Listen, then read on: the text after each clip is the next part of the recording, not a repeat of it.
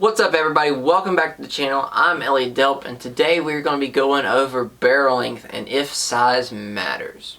Pun intended.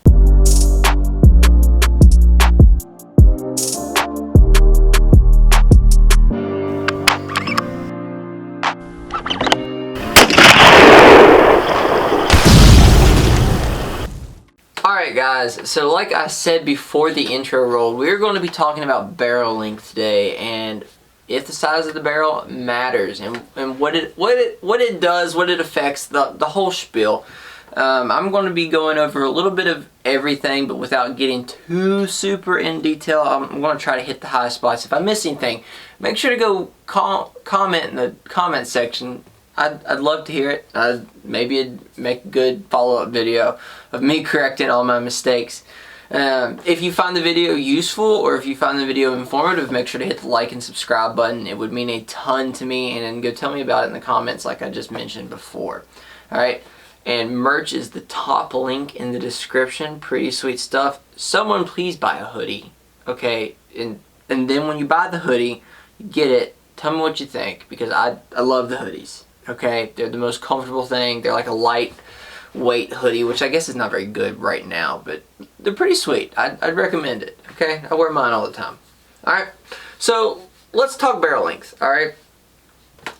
Does it affect anything, or just what does it do, and in general, how's it work on the rifle? Okay, so to begin with, there's 1,000 different barrel lengths. I have some statistics pulled up ready to talk about it later, but this test was ran and they used from 6-inch barrel length all the way to a 26-inch barrel length. And the test was on an AR-15. But there's all kinds of different sorts of barrel length. Anything under a 16-inch barrel length is considered a pistol or SBR. There's very strict rules on that, so be careful when you dabble in that. Okay, anything over a 16-inch is considered a rifle. Alright, so you got a 16-inch barrel on it, it's a rifle. You got a 14.5-inch barrel with a 1.5-inch muzzle brake on it, it's not a rifle. Okay, if you have a 14.5-inch barrel with a 1.5-inch muzzle brake on it that's pin and welded, it is a rifle. Whatever. Alright, so there's that whole debacle right there. But why would anybody ever want to have either the biggest barrel in the world or the smallest barrel in the world, okay? And everybody has their different reasons. I personally like smaller barrels for maneuverability, trying to work on a short-barreled 6.5 Grendel or a pistol. I'd probably end up being an SBR by the end of everything, but right now it's supposed to be a pistol. But there's also the larger, like 308, that's in a 20-inch. So why would you choose each? Well, what does it affect by choosing each is what we're going to try to answer.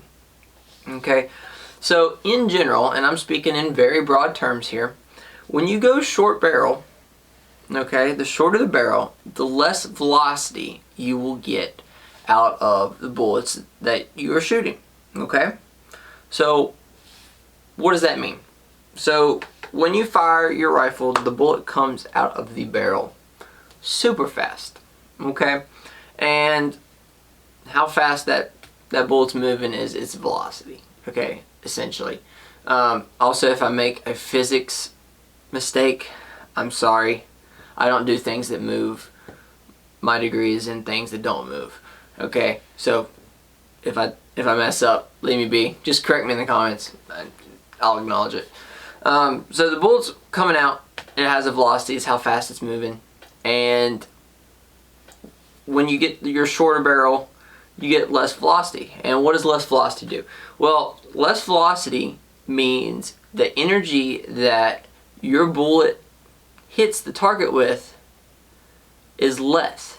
Okay, so if you have your 55 grain bullet and that 55 grain bullet hits a target moving, I don't know, 2,000 feet per second, okay, so you do, it's the weight and then the velocity. Sounds like they should be like multiplied or something. Some kind of unit conversion there. And the more velocity you have, the more energy that gets transferred, okay? So when you go short barrel, you get less energy transfer off the bat. And then your bullet has less energy out to further and further ranges. So whereas you have your long barrel, your longer barrels, you get more energy out to those longer ranges because you have more velocity coming out of your barrel. And I don't know the super detailed physics behind the barrel and why a longer barrel actually makes the bullet go faster. I don't know it off the top of my head. If I sat here and think about it long enough, I might figure it out. But right now, no. Okay? So, and then to caveat that, I think once you go so far on like your barrel length, your velocity tapers back down. So there's probably like a peak point. I have heard that, but I'm not sure about the validity of that one. So that's really what your barrel length does, is your velocity. And the shorter your barrel, the less velocity you have, and the longer barrel, the more velocity you have, the further you can have greater energy at longer ranges. Some people think that velocity longer barrel equates to better accuracy, and that's not the case. I think I've made that mistake before, and I've learned from my mistake from many people correcting me. So accuracy has nothing to do with how long the barrel is. It's basically how well the barrel is made. So don't get that confused. Okay. One thing that also happens with shorter barrels, and just like that one back there, that little 308 on the wall that's hanging is a 16-inch. It said, and I don't know for sure because I've never tested it. I don't know how I would test it. I'm just taking somebody's word for it. But it's 308 doesn't have complete powder burn on a 16-inch barrel. It doesn't have a long enough barrel to keep burning the powder all the way through until the bullet gets to the very end. So that might be a downside of your shorter barrel, is you don't have a complete powder burn on, and you're not maximizing the bullet to its full potential. I think 300 Blackout, I don't have a 300 Blackout, but I think 300 Blackout has that problem where once you get too long of a barrel, you're not using the 300 Blackout to its fullest potential, so you have to use a shorter barrel, and that will get you your perfect powder burn. Comment down below and please explain that to me, about the 300 Blackout and the ideal barrel length on the 300 Blackout, and why the shorter barrels are perfect for the 300 Blackout. I would love to know like the super detailed response to that. Okay, so how much does these different barrel lengths actually affect it? Okay, so like I said, I was going to go over some stats. Right now we're on rifleshooter.com, okay, and they ran a test on barrel lengths from 26 to 6. Okay, that's a ton. Okay, and they used a wide variety of ammunition, but it doesn't really matter. As long as the barrel remain consistent and the ammunition remain consistent, the velocities are ballpark. Okay, they're close enough. So we start out the 26, and you get 3,100. Actually, I'm going to start that over. You get 3,182 feet per second at muzzle. Okay, so that means at the muzzle, that's the velocity. Okay, and then once you get to 25, you get 3221. So as you see, undoubtedly, once you get to like that 25 inch with the ammo, it's the peak, because it went down from 25 to 26, and then when we go from 25 to 24, it goes down again. So obviously that 25 inch barrel is where that ammunition, it's UMC 223 Remington 55 grain FMJ. So that 25 inch mark is where it's optimized on velocity. Alright, so 24, you lose about 10 feet per second, so you go 32.11. Okay, and then at 23 you go 31.32. Okay, you drop 79 feet per second. And it's pretty continuous all the way down to 6 inches.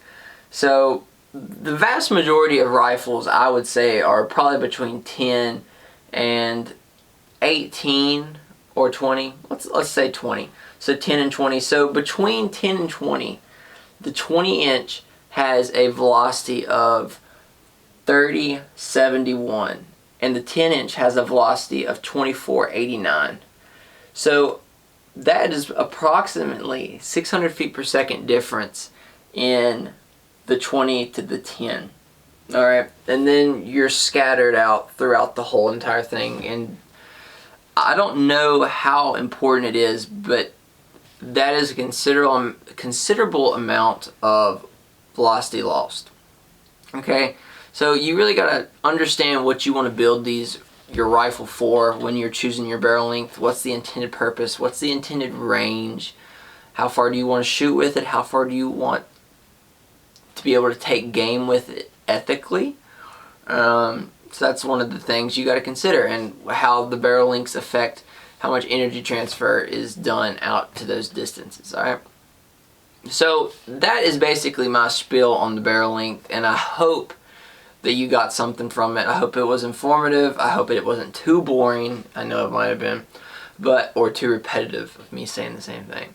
But I hope you guys enjoyed it, and I hope you guys learned something. Please go comment down below if you did learn something or if you did enjoy it. I'd like to hear about both. And then like and subscribe. As always, guys, I really appreciate it. And merch is the top link in the description. I really recommend you go check it out. It's got some nice sweatshirts. Alright. So I think that about does it, guys. I appreciate every single one of you guys for watching. And as always, take someone outdoors. I will see y'all next time.